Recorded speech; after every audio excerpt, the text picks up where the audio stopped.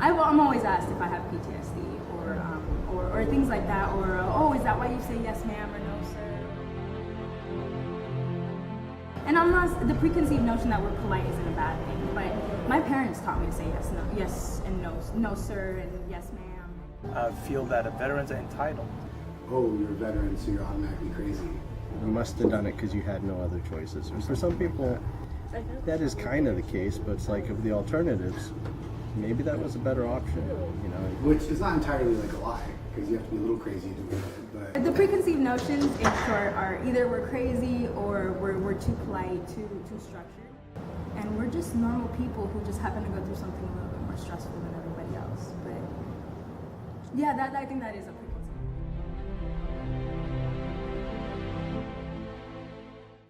Yeah, but it's less veteran to veteran. It's more like outside to veteran, veteran to outside kind of discrimination. I guess now that I am a veteran, I'm not really sure what a non-vet thinks of a vet. It's hard to look from the outside, you know. It does get frustrating sometimes when you do see people that say things like derogatory towards people that have been somewhere, done something for their country. But I don't take it personal, because sometimes I feel like it's ignorance that makes people speak unwisely.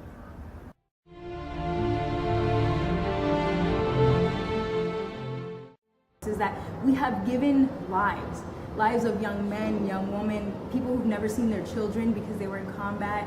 We've given their lives to this freedom, to this mission that we have here in the United States, but you come back and people are ungrateful.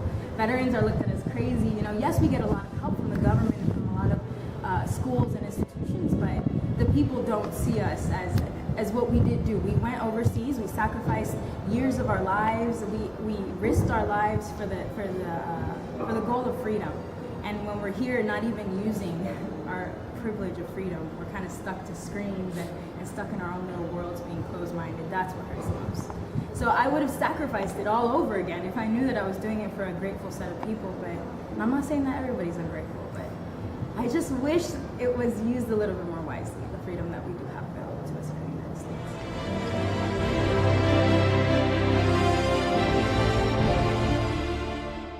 We were trained to think differently, to kind of avoid those stereotypes. So we were told that we'd be called walking mattresses because that's what we were used for, was for the male Marines to get off.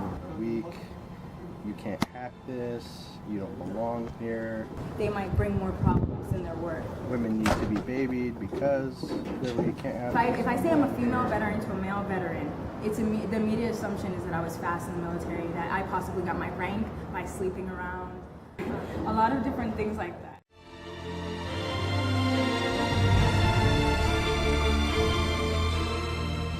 Priority registration. So of course we get our educational benefits, which is awesome. Not everything. It's just 36 months of educational benefits, which they also pay your housing and everything, which is really awesome. Your books. Now that's one. The priority registration here on campus.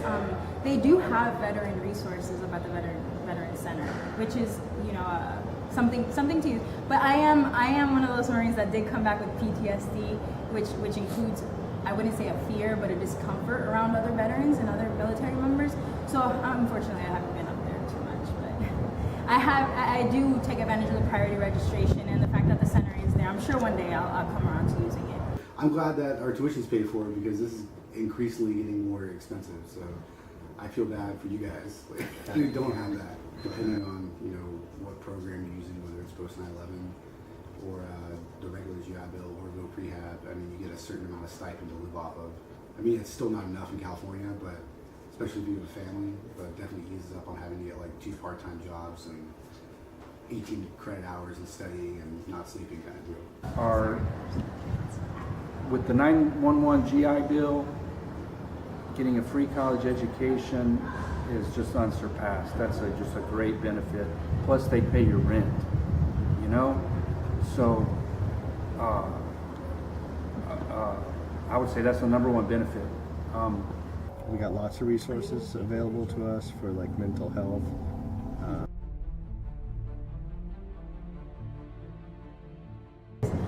I have severe PTSD. I came back from Afghanistan and I couldn't leave a room. I would cry all day. I hated myself so much. It was just this idea in your head that so many people around you killed themselves over the pressures, and you saw people like have to watch their kids or their wife give labor on Skype, and then the next day they're gone. There's the stigma with the PTSD, like everybody who, especially Marines, Army, the on the ground guys, they must have PTSD because we see lots of headlines of guy went crazy or something, and then, oh, by the way, they're Marines, so, we all kind of get a bad name from that. Some internal struggle that veterans have. Some of us deal with PTSD, which is the biggest one. You've experienced something very traumatic, and sometimes people don't understand what it means because they're not physical injuries. People can deal much easier with physical injuries because they know where to send you to. They can see the physical wounds that you bear, and they can know how to address you and to take care of you and to treat you. But when it comes to those emotional injuries that are not seen with the naked eye, it does become a little challenging when people don't understand what you're dealing with. It does become very challenging when you are struggling with something and people just feel you are just bad at service. That's one of the challenges that we face. That's one of the challenges I feel that a lot of veterans face is like you're struggling with PTSD and you're trying to make the best out of your life. But some of this battle that you're fighting is not something anybody can really help you with. Something that internal and mental. Whenever I started school, I started hanging out with veterans, and we all help each other. And pretty much that's what I did after the military. I went back to school. I think the biggest thing is just the fact that when you've gone through something with somebody, when you've had similar experiences like other veterans, they've been through training, been through combat, they've seen the same things you've seen, they've been trained the same way you've trained, we have the same mentality. There's kind of like a culture, a sense of belonging that exists between us. Even if we serve in different branches, even though we came from different areas of service, came from different cultures, the minute you know that you are a brother or a sister, that's something that you record. Just the fact that we are from one, we had one mission at one point. We all took an oath to stand, take arms for our country, to fight for our country, to do what is right for our country, and that's what we chose to do, and that's one thing that bonds us and keeps us, as one. Yeah, Cal State community's definitely been there for me. I've never really had any problems where I need to go against any kind of grain or any sort of obstacle that no one's really helped me out with. Because after 20 years, I'm a little older than most college students. So it's a little nerve-wracking being with the younger generation, but I never really got the chance to get my bachelor's degree in the service. So I really wanted to continue my education, but after the first couple of semesters, there was no problem. Most people don't know I'm a veteran, except I don't talk about it, and I don't, I try not to use that as, a way to, a conversation starting is. And things don't come easily. It's a different lifestyle from our community, from transitioning from the military. Being a civilian is probably the hardest thing you'll have to do once you've gotten out of the military. It's not an easy transition, but it's possible. Ask questions, look for help, seek out opportunities that are the things, there are resources out there for you. Take advantage of it. Don't feel that you're by yourself. Look for other veterans, talk to other people, get into a community, be a part of something. That way you're not isolated by I yourself. transferred from veteran to student from overseas, so it wasn't like I was stationed here at Pendleton and I could drive down to San Marcos and talk to somebody. I had to stay up till like midnight so I could call during, working hours in the US, and it's like early morning in Japan when I'm calling. So that was very challenging, dealing with that, dealing with the fact that I was still active duty, trying to manage that stuff. So it's like I gotta be into work and I gotta manage my shop and my guys and everything while still simultaneously trying to set up university for I think it was 2 weeks after I finished my contract, I was in school. So It was very rough to begin with.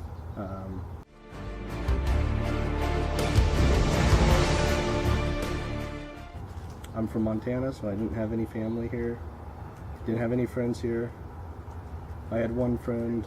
For 20 years, every 3 years, I moved somewhere different, and so you're not there with a set group of people, set friends or support group. Getting used to the idea of having to start over again, like starting a new, career from a different angle, like starting over again, essentially.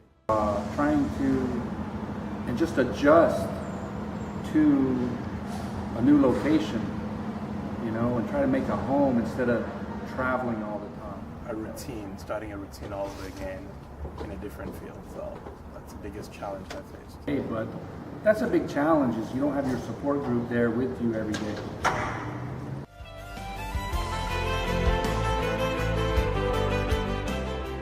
In the veterans? Yes. Oh, absolutely. Absolutely. That's another cool.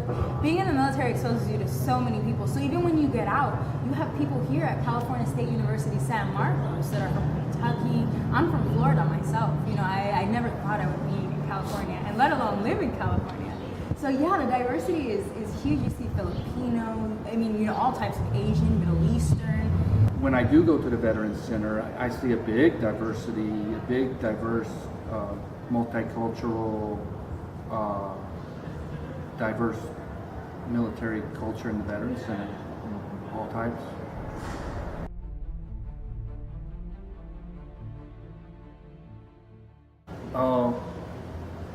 The Veterans Center and Miss Hernandez, I think that's her name, Victoria, who runs the Veterans Center. That's just a great place of support, and it really helped me when I was trying to get into school. They helped me so much as far as telling me what to do, how to apply, how to get enrolled, how to use the VA system for your benefits. And so I would have to say that they're, just a cornerstone for the veterans here on campus. The Veterans Center here is probably one of the best resources we have as veterans, in that coming into the community, coming in here to the campus community, it's a huge community. There's so much going on that you don't really know where to start. Having the Veterans Center, they answer a lot of your questions. They point you in the right direction. They address a lot of the issues you may have. Any fees or financial problems you could have, or academic problems or transitional problem you have, including transition from the military. They do help you address those concerns here. Okay.